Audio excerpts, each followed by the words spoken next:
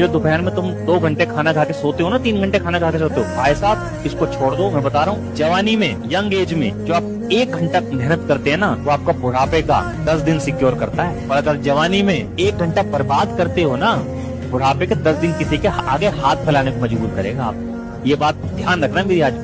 यही टाइम है 18 से 20 साल का, भाई साहब अच्छा कर लोगे अच्छा हो जाएगा, नहीं करोगे तो कोई नहीं पूछने वाला आप। और लोग छोटो, मम्मी पापा नहीं पूछेंगे भाई, सच्चाई बात बता रहा हूँ आपको।